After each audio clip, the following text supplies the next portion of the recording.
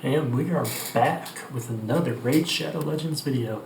Thank you for tuning in today, everyone. My name is Moose, and I'm here with another video where I'm just going to talk for a little bit. Be quick again, just a couple things going on right now that I wanted to go over. First, quick update as I'm running some Odin Trial Dungeon here. The Raider VIP Club has some new rules for the challenge, so I just wanted to pop that up for you guys. I know I talked about it last time, but they released a little bit more about it. So there's a few requirements. One, you have to have an Asgardian, which we knew, but there's also a few more restrictions which make it a lot more fun, in my opinion. So 4 different affinities, obviously one from each of the affinities, 2 epics required, 1 rare required, and 1 7-day login champ required. Pretty crazy. Last video I talked about how people were doing 2-second runs.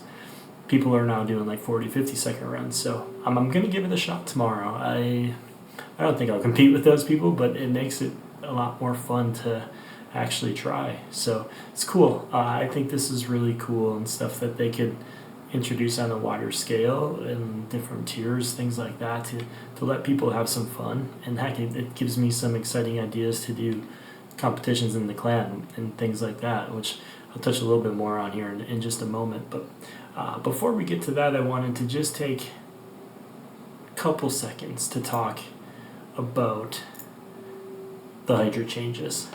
I have some thoughts. I'm actually pretty pleased with the Hydra changes. The complaints about Trunda, it's just silly. Like, we don't need a champion that does 100 million damage per attack. We don't need to see that.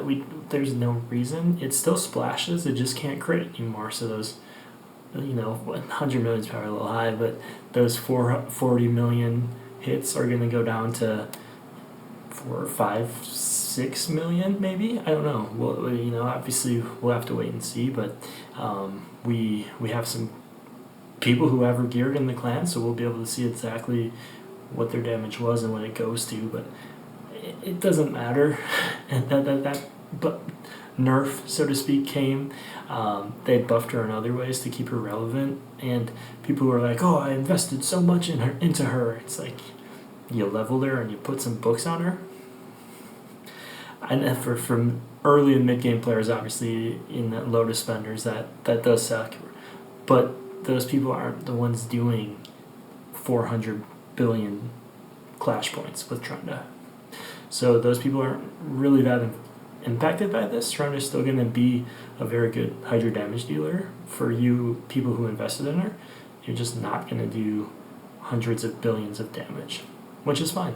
The other change, I think the 100% damage reduction in a way is a really positive change, especially late in Hydra. There's a few things more frustrating than you take 2 heads down or 3 heads down at the same time, and they all respawn at the same time, and they all are 75% damage reduction, and things just get out of hand because you can't get the head you want down fast enough.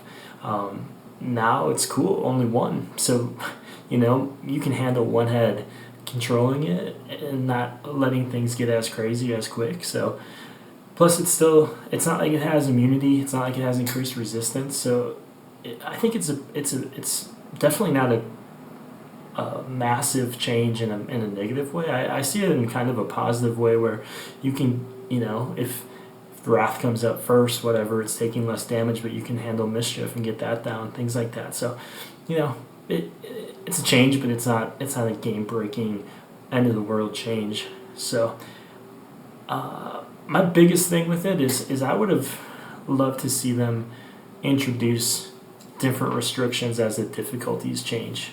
If I were to make the changes to Hydra, what I would have done is leave normal exactly as it is, but cap the damage at 500 million points. Let people experience Hydra in the easy way, and then as you move up in difficulties, just add another layer to it. So in hard, maybe you add in the 100% damage reduction, and you cap the damage at 1 billion. And then brutal, you add in 100% damage reduction and the taunt immunity, and you cap the damage at 2 billion. and Nightmare put all these things in there, also make them do increased damage. I'm going to lose this battle.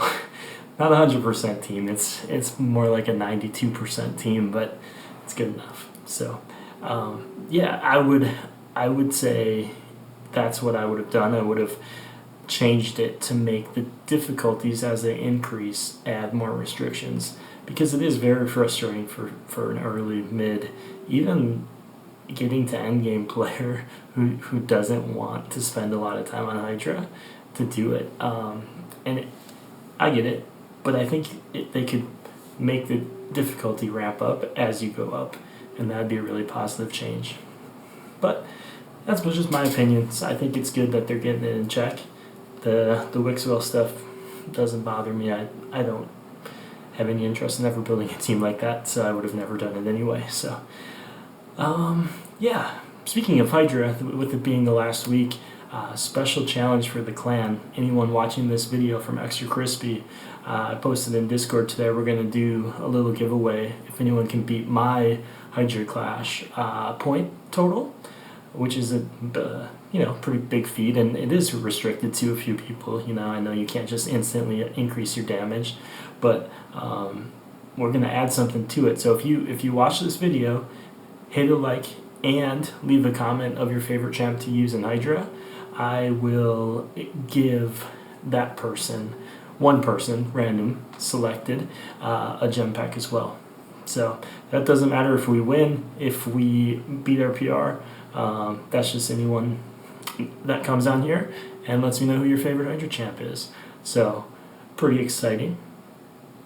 And that's kind of that. We'll let this challenge here finish up. I just switched over to my other computer, so we were on 1x there, but that's good. You got to see that lost in slow motion. So as soon as Odin goes down, we're going to wrap the video up with some soul pulls to finish this deck of fate. I'm curious. I'm curious to see if anyone that's watching has ever finished a deck of fate shard event on anything other than the second to last or last pull. I'm pretty sure that it's impossible, because everyone posts all the time that they're getting it on the last, and I've always gotten it on the last or second to last. So we're going to put that to the test tonight. I'm not going to make you watch me flip all the cards and all that jazz, but if you've ever finished it on not the last or second to last, let me know, because I do think that is set up to make us do the whole deck. Not that I would ever accuse them of doing any shady business, but in this case, I definitely am doing that. So we have a few points in the event. I think it's very few, but we're gonna hopefully cycle some shards here to get it where I don't have to do any training before I go to bed. So we'll pop a 10 here. After this, I'll show you my wish list really quick, just so you see that. I don't know why I'm even getting excited for these souls on the non-2x, and even on the 2x it's terrible, but Warlord, huge. Nutcracker, don't really need it, but would be fun to have it with the Odin, Buff and Voids, and then just pulled her in the last 2x. Probably my favorite champ, so I'm super pumped about that, but my list of champions to build is so long right now that it's going to maybe take me a couple minutes to get to her. So that's the wish list. This stuff, whatever, doesn't really matter. So yeah, let's pop these out. Shards, I think the biggest wish of all that I can't put on my wish list is Commodious. I was lucky enough to pull him, who knows, it's a demon lady or man, and that would be huge. Obviously, stats on Commodious are as important as they get. I don't think there's a more stat-dependent hero than that one, because you do so much more damage with your, hey, look at that 1 star. You do so much more damage with your bombs with more stats, and also speed and accuracy and resistance are important, more so than ever on those mythic champs, because mythics in a way bring back the resistance game. Sheep is sheep, and it's always going to suck, but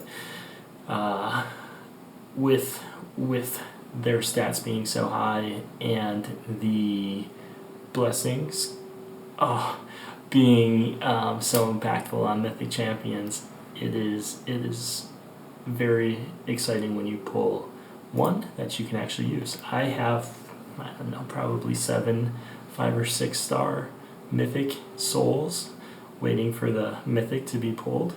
I think without a doubt, even with Mythics only being around for 8 or 9 months, whatever it is now, I have pulled more Mythic 5 and 6s than I have pulled Legendaries.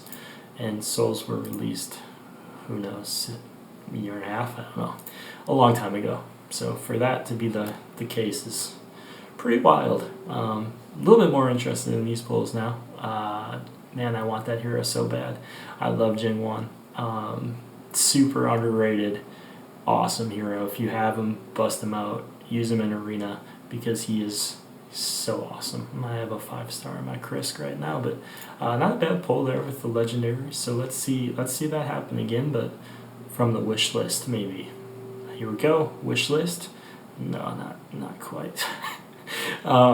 Souls are so. Hey, there we go. That's crit damage, and Shamal. Nice. This is exciting. That gets me crit damage. It puts me in a place where I can buy the 5-star when that time comes around. So that's actually really exciting. But now the big boys. What do you guys think? We got a wish list coming up. We'll see. Here we go. Big bucks. Epic. 6-star. 6-star epic. That's super exciting. Another one. Hey, there we go. That's actually sick. I think I only have a 4-star on him right now. Everyone knows that champion's awesome, and it's actually super cool how awesome he is in Hydra too. For those of you low spenders, that's a champ that you all know, but you should heavily invest in because Arena absolutely slaps, and then Hydra viable as well. Does a lot of damage in Hydra. Do not sleep on Fenix for Hydra damage. What is this? I should have changed my wish list, but I don't know. Who do we want to put on? Who do we want to put on? Let's see. We'll do a void. We'll do this guy, cause we'll do this instead. That's what you get for not paying attention to your wish list, guys. The raid gods check that list when you want it the least. I have not pulled a single legendary. These Eternal Stones are so frustrating too. You think you're pulling something good and then you pull epics. And cool. Well, we can cycle those out. See how many points that got us for the event here. Almost there. We need 5,600 more. So we'll make that happen. I won't make you watch it. I'll let you know if anything cool comes out of it. But thank you all for tuning in. Remember, clanmates, check it out and post who your favorite Hydra champ is. We got gem packs to give away, so let's make it happen. All right, y'all. Have a great night.